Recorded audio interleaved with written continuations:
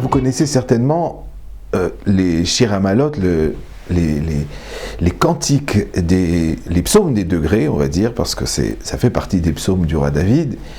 Les Shir HaMa'alot, c'est 15 psaumes qui se trouvent au milieu des livres des psaumes et qui sont connus parce que souvent on les lit justement dans les moments de difficulté. On les lit pour se recentrer, hein, ça c'est une des fonctions des psaumes. On en parlera dans une autre vidéo pour expliquer un peu plus ce que c'est que vraiment les psaumes. Aujourd'hui, je voudrais qu'on rentre directement dans le vif du sujet et j'aimerais que nous commencions à comprendre ce que l'on dit quand on lit les psaumes. C'est quand même important, c'est beau de les dire, mais c'est mieux de les comprendre. Alors nous allons essayer de comprendre quelques-uns de ces Shir HaMa'alot qui sont extrêmement célèbres, qui sont donc ce qu'en français on traduit par les psaumes des degrés, les cantiques des degrés. Alors ils sont 15, ces fameux Shir HaMa'alot, ils sont 15. Il y en a un d'ailleurs que l'on dit à la fin de la prière du soir, il y en a un autre que l'on dit le matin, un autre que l'on dit le Shabbat. Voilà, ces Shir HaMa'alot sont extrêmement importants et ils jouent un grand rôle dans le monde des psaumes. Alors Shir HaMa'alot, le chant des degrés. Alors ça veut dire quoi ces degrés? Alors ils sont 15 degrés, ça veut dire qu'il y a 15 psaumes qui vont du 120 au 135 et qui correspondent aux 15 marches du temple. Tiens, les 15 marches du temple. Alors le temple était fait comme ça. D'abord, il y avait la grande esplanade, il y avait une esplanade qui était la fameuse esplanade du temple, qui était grande, et dans laquelle des foules pouvaient venir, mais le temple lui-même était fait d'abord d'une première cour, où tout le monde, y compris Israël, toutes les personnes de tous les groupes d'Israël pouvaient venir, et puis il y avait une deuxième cour, qui était un peu plus haute que la première, et qui était la cour des Kohanim. Et c'est là que se faisaient les services du temple. Et puis, un peu plus loin, il y avait un édifice qui était, lui, avec un toit, qui était fermé par un toit au-dessus, et qui était à ce moment-là le Kodesh, l'endroit qui était le plus saint, dans lequel se trouvait la Ménorah, dans lequel se trouvaient les encens, dans lequel se trouvaient les pains de consignation, et puis un rideau à l'intérieur de cet édifice qui était splendide, et derrière ce rideau, les 10 commandements. Parfait. Donc ici, on est dans un cheminement d'étape vers étape.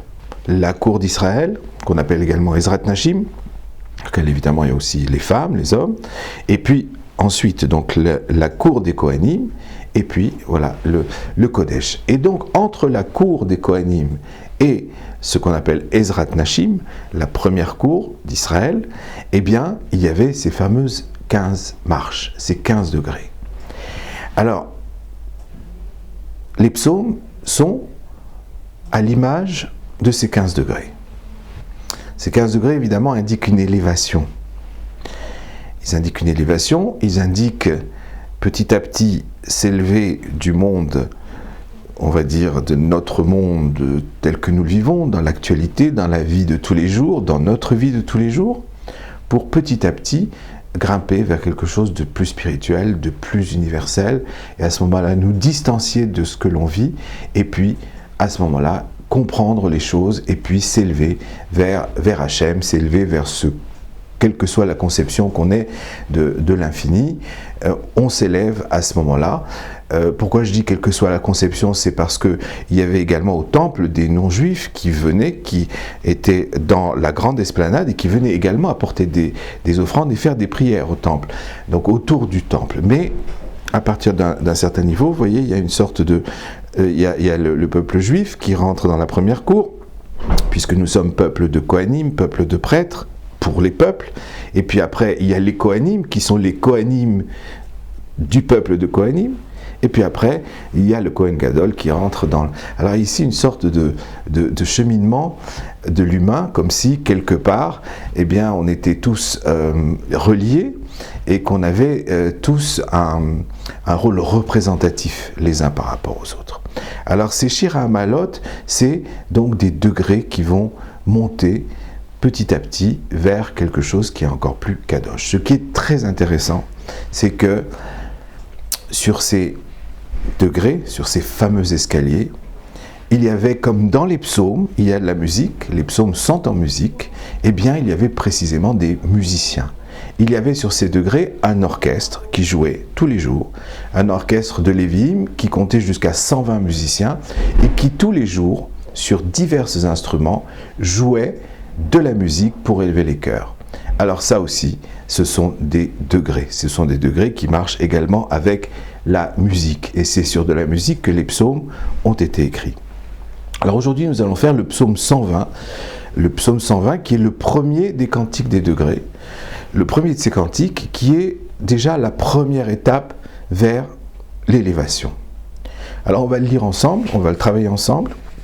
Et on va le traduire, bien sûr, pour comprendre ce que l'on dit.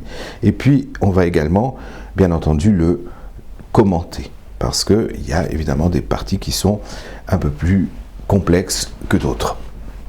Alors, ce psaume 120 commence par Shir HaMa'alot, le chant des degrés, El Hachem, vers Hachem, vers le Créateur, Betzara Li, au moment de ma détresse, j'ai appelé. Au moment de la détresse, Betzaratali, Karati, j'ai appelé. Veyaneni, et il m'a répondu. Alors, ce premier verset, c'est on se tourne vers Hachem, et puis on dit au jour de ma détresse, j'ai appelé. On ne dit pas je l'ai appelé, on dit j'ai appelé. C'est-à-dire que l'humain dans la détresse appelle, il appelle dans l'absolu. La détresse en hébreu se dit tsar. Le tsar, en fait, la racine de ce mot, ça veut dire l'étroitesse. Quand on est à l'étroit, quand on est serré, quand on est coincé, quand on est dans un moment beaucoup trop étroit de sa vie, qu'on n'arrive pas à respirer, qu'on est oppressé, qu'on est stressé, alors on peut en être aussi malade, ça s'appelle aussi un tsar, la maladie. Alors ça, c'est l'étroitesse. Et absolument, à ce moment-là, on a besoin de retrouver son expansion. On a besoin de... Et quand on est trop à l'étroit, alors on étouffe et on appelle. Et le roi David dit, quand j'étais si à l'étroit, dans la détresse, alors j'ai appelé et il m'a entendu. Très bien. Ouverture. Ça veut dire que maintenant aussi, il va m'entendre, j'espère, mais aussi il va t'entendre, puisque le roi David dit, il est roi, il parle également au nom de son peuple, également au nom de chaque individu, donc il va t'entendre. Et quelle est cette première prière? Quelle est cette première demande? On va voir tout de suite ce premier degré. Hachem, Atzila Nafshi, sauve-moi, Misfat Sheker, de la bouche du mensonge, Milachon Remia, de la langue de la tromperie. Extraordinaire. La première chose, le premier degré de ces 15 degrés vers l'élévation, le roi David demande de sortir de cette gangue qui s'appelle le mensonge et la tromperie. Alors ça, c'est extrêmement intéressant. On aurait pu demander la santé, la joie, la réussite. Non, non. Pour s'élever, pour sortir du monde, pour s'élever en tout cas de ce monde, il faut sortir du mensonge et de la tromperie. Alors on se souvient que c'est quelque chose d'absolument fondamental. C'est une prière absolument fondamentale. Pourquoi? Parce que on se souvient, au Gan Eden, on se souvient du serpent. On se souvient que la première chose qui nous a amené au mal, c'est la tromperie. Et puis le mensonge. Alors, en quoi c'est tellement important? C'est très important parce que dans le judaïsme, il n'y a pas Dieu et moi. On fait tous partie de l'infini. On est une cristallisation de l'infini. On est comme une buée qui se condense et puis qui après se décondense et retourne vers l'infini. Donc nous sommes des parties du Créateur. Partout est le Créateur. Donc qu'est-ce qui peut être le mal? Ce qui peut être le mal ici, c'est se détacher de la réalité par le mensonge, par l'illusion. Alors à ce moment-là, on crée un monde dans le monde. Et ce monde, c'est un monde où peut régner le mal, la destruction, des choses qui sont anti-monde, qui sont contre l'harmonie universelle. Et ces choses-là ne naissent qu'à partir du moment où on se décolle de la réalité. Et comment est-ce que l'homme se décolle de la réalité? C'est par le mensonge, en mentant. Nous sommes tous victimes de mensonges. On peut aussi se mentir à soi-même. Le roi David dit « S'il te plaît, délivre-moi du mensonge. Ramène-moi au vrai, au réel.